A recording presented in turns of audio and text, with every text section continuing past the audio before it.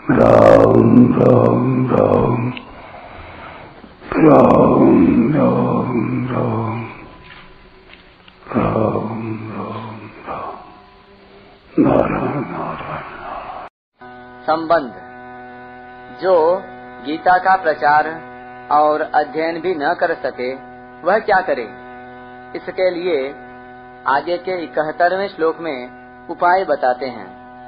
श्रद्धावाननसूयश्च शृणुयादपि यो नरः सोऽपि मुक्तः शुभान् लोकान् प्राप्नुयात् पुण्यकर्मणाम्।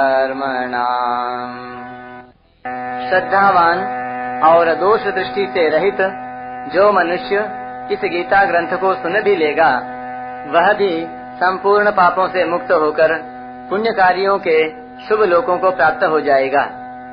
व्याख्या। श्रद्धावान अनसूयश्च शृणुयादपि यो नरः सोऽपि मुक्तः शुभान् लोकान् प्राप्नुयात् पुण्य कर्मणाम्। गीता की बातों को जैसा सुन ले उसको प्रत्यक्ष से भी बढ़कर पूज्य भाव सहित वैसा का वैसा मानने वाले का नाम श्रद्धावान है और उन बातों में कहीं भी किसी भी विषय में किंचन मात्र भी कमी न देखने वाले का नाम अनसूय है। ऐसा श्रद्धावान और दोष दृष्टि से रहित मनुष्य गीता को केवल सुन भी ले तो वह भी संपूर्ण पापों से मुक्त होकर पुण्य कार्यों के शुभ लोकों को प्राप्त कर लेता है। यहाँ 2 बार अपि पद देने का तात्पर्य है कि जो गीता का प्रचार करता है, अध्ययन करता है, उसके लिए तो कहना ही क्या है, पर जो सुन भी लेता है वह मनुष्य भी पापों से छूटकर शुभ लोकों को प्राप्त हो जाता है। मनुष्य की वाणी में प्रायः भ्रम, प्रमाद, लिप्सा और करुणा पाटव ये 4 दोष होते हैं। वक्ता जिस विषय का प्रतिपादन करता है उस विषय में वह बिल्कुल निसंदेह न हो इसे भ्रम कहते हैं। वक्ता विवेचन में आलस्य, उपेक्षा, उदासीनता, तत्परता की कमी, लोग समझें या न समझें इसकी बेपरवाह करता है, इसे प्रमाद कहते हैं। वक्ता की रुपए पैसे, मान बढ़ाई, आदर सत्कार, सुख आराम आदि लौकिक पारलौकिक कुछ भी पाने की इच्छा है, इसे लिप्सा कहते हैं। और वक्ता जिन इंद्रियां, मन, बुद्धि, वाणी आदि से अपने भाव प्रकट करता है उन करणों में पटुता, कुशलता नहीं है और वह श्रोता की भाषा, भाव, योग्यता को नहीं जानता, इसे करुणा पाटव कहते हैं। अतः मनुष्य की वाणी सर्वथा निर्दोष नहीं हो सकती, परंतु भगवान की दिव्य वाणी में इन 4 में से कोई भी दोष नहीं रह सकता, क्योंकि भगवान निर्दोषता की परावधि हैं। अर्थात भगवान से बढ़कर निर्दोषता किसी में कभी होती ही नहीं। इसलिए भगवान के वचनों में किसी प्रकार के संशय की संभावना ही नहीं है। अतः गीता सुनने वाले को कोई विषय समझ में कम आए, विचार द्वारा कोई बात न जंचे तो समझना चाहिए कि इस विषय में समझने में मेरी बुद्धि की कमी है, मैं समझ नहीं पा रहा हूँ। इस भाव को दृढ़ता से धारण करने पर असूया दोष मिट जाता है। भगवान में अत्यधिक श्रद्धा विश्वास पूर्वक भक्ति होने पर भी असूया दोष नहीं रहता। चैतन्य महाप्रभु का एक भक्त था, वह रोज गीता का पाठ करते हुए मस्त हो जाता था, गदगद हो जाता था और रोने लगता था।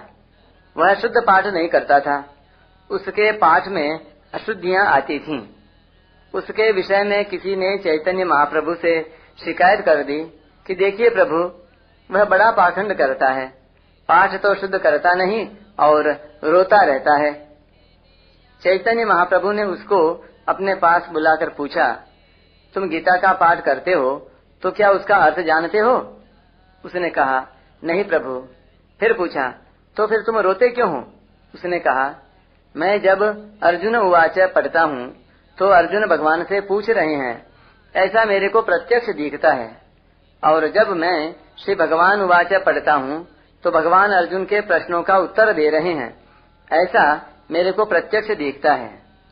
इस प्रकार भगवान श्री कृष्ण और अर्जुन का आपस में संवाद हो रहा है, ऐसा प्रत्यक्ष दिखता है। परंतु अर्जुन क्या पूछते हैं और भगवान क्या उत्तर देते हैं, यह मेरी समझ में नहीं आता। मैं तो उन दोनों के दर्शन कर करके राजी होता हूँ। उसकी ऐसी श्रद्धा भक्ति देखकर चैतन्य महाप्रभु बहुत प्रसन्न हुए। इस प्रकार की श्रद्धा भक्ति वाला मनुष्य गीता को केवल सुन भी ले तो उसकी मुक्ति में कोई संदेह नहीं रहता। वह संपूर्ण पापों से मुक्त होकर पुण्य कार्यों के शुभ लोकों को प्राप्त हो जाता है। यहाँ पुण्य कर्मणाम पद से सकाम भाव पूर्वक यज्ञ, अनुष्ठान आदि पुण्य कर्म करने वालों को नहीं लेना चाहिए, क्योंकि भगवान ने उनको ऊंचा नहीं माना है। प्रत्युत उनके बारे में कहा है कि वे बार बार आवागमन को प्राप्त होते हैं। यहाँ उन पुण्य कर्मा भक्तों को लेना चाहिए जिनको भगवान का प्रेम, दर्शन आदि की प्राप्ति होती है। ऐसे पुण्य कर्मा भक्तों को अपने अपने इष्ट के अनुसार वैकुंठ, साकेत, गोलोक, कैलाश आदि जिन दिव्य लोकों की प्राप्ति होती है, असूया दोष रहित श्रद्धावान पुरुष को गीता सुनने मात्र से उन लोकों की प्राप्ति हो जाती है। परिशिष्ट भाव। शुभान लोकान प्राप्नुयात् पुण्य कर्मणाम। श्रद्धा भक्ति के तारतम्य से गीता को सुनने में तारतम्य रहता है और सुनने के तारतम्य से श्रोता का स्वर्ग आदि लोकों से लेकर भगवत लोक तक अधिकार हो जाता है। अर्थात अधिक श्रद्धा भक्ति होगी तो वह भगवान के धाम को प्राप्त हो जाएगा और कम श्रद्धा भक्ति होगी तो वह अन्य लोकों को प्राप्त हो जाएगा। गीता के अध्ययन और श्रवण की तो बात ही क्या है, गीता को रखने मात्र का भी बड़ा महात्म्य है। एक सिपाही था, वह रात के समय कहीं से अपने घर आ रहा था। रास्ते में उसने चंद्रमा के प्रकाश में एक वृक्ष के नीचे एक सुंदर स्त्री देखी। उसने उस स्त्री से बातचीत की तो उस स्त्री ने कहा, मैं आ जाऊं क्या? सिपाही ने कहा, हाँ आजा। सिपाही के ऐसा कहने पर वह स्त्री, जो वास्तव में चुड़ैल थी, उसके पीछे आ गई। अब वह रोज रात में उस सिपाही के पास आती, उसके साथ सोती, उसका संग करती और सवेरे चली जाती। इस तरह वह उस सिपाही का शोषण करने लगी, अर्थात उसका खून चूस कर उसकी शक्ति क्षीण करने लगी। एक बार रात में वे दोनों लेट गए, पर बत्ती जलती रह गई तो सिपाही ने उससे कहा कि तू बत्ती बंद कर दे। उसने लेटे लेटे ही अपना हाथ लंबा करके बत्ती बंद कर दी। अब सिपाही को पता लगा कि यह कोई सामान्य स्त्री नहीं है, यह तो चुड़ैल है। वह बहुत घबराया। चुड़ैल ने उसको धमकी दी कि अगर तू किसी को मेरे बारे में बताएगा तो मैं तेरे को मार डालूंगी। इस तरह वह रोज रात में आती और सवेरे चली जाती। सिपाही का शरीर दिन प्रतिदिन सूखता जा रहा था। लोग उससे पूछते कि भैया तुम इतने क्यों सूखते जा रहे हो, क्या बात है, बताओ तो सही। परंतु चुड़ैल के डर के मारे वह किसी को कुछ बताता नहीं था। एक दिन वह दुकान से दवाई लाने गया। दुकानदार ने दवाई की पुड़िया बांध कर दे दी।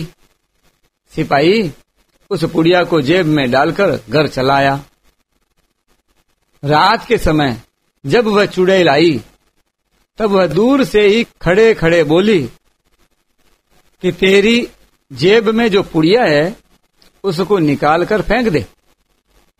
सिपाही को विश्वास हो गया कि इस पुड़िया में जरूर कुछ करामात है, तभी तो आज यह चुड़ैल मेरे पास नहीं आ रही है। सिपाही ने उससे कहा कि मैं पुड़िया नहीं फेंकूंगा। चुड़ैल ने बहुत कहा, पर सिपाही ने उसकी बात मानी नहीं। जब चुड़ैल का उस पर वश नहीं चला, तब वह चली गई। सिपाही ने जेब में से पुड़िया को निकाल कर देखा तो वह गीता का फटा हुआ पन्ना था। इस तरह गीता का प्रभाव देखकर वह सिपाही हर समय अपनी जेब में गीता रखने लगा। वह चुड़ैल फिर कभी उसके पास नहीं आई।